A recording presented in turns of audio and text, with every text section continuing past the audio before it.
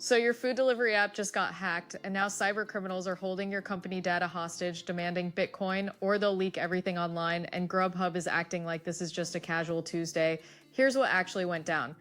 Grubhub confirmed hackers broke into their systems and stole data, but the company won't tell anyone when it happened, how much data was stolen, whether customers were affected, or if they're being extorted, which is totally normal when your security just got destroyed, right?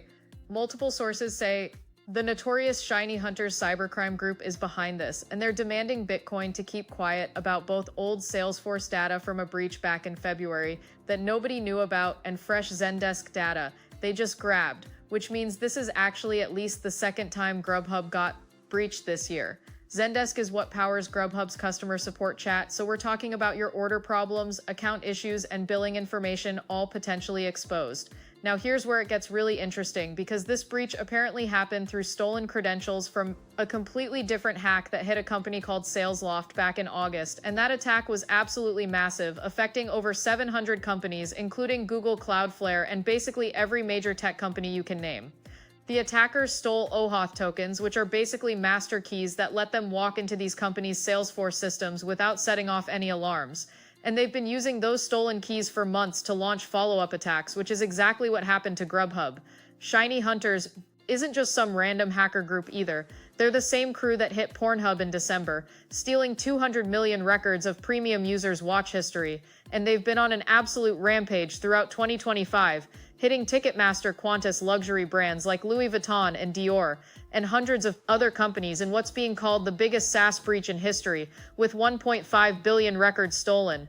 Their specialty is social engineering, which means they literally just call up employees, pretend to be IT support, and trick people into handing over access or installing fake apps that give them the keys to everything. And it works shockingly well, because who questions a helpful IT person on the phone? What makes this even more sketchy is that just last month in December, Grubhub was hit by a separate incident where scammers sent out fake cryptocurrency emails from Grubhub's own legitimate email domain, promising to 10x any Bitcoin you sent them as part of a holiday crypto promotion.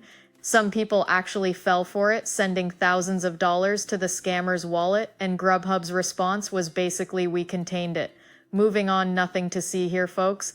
The company claims sensitive information like financial data and order history wasn't affected in this latest breach, but they won't answer basic questions about what actually was stolen when it happened or how many people are impacted, and they're just working with cybersecurity experts and law enforcement, which is what every company says when they get owned.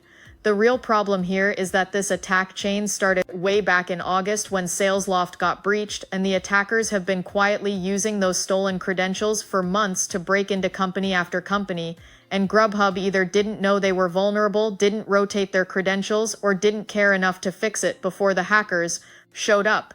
Google's threat intelligence team warned everyone affected by the SalesLoft breach to immediately rotate all their OAuth tokens and secrets, but clearly not everyone got the memo or bothered to actually do it.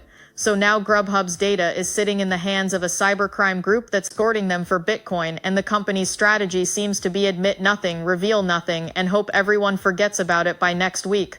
But ShinyHunters has a pretty solid track record of actually following through on their threats and leaking data when companies don't pay up. So we'll see how long Grubhub can keep playing it cool before their entire support database ends up on some dark web forum for sale. Stay safe out there, make sure to like, share, and subscribe, and I see you in the next one.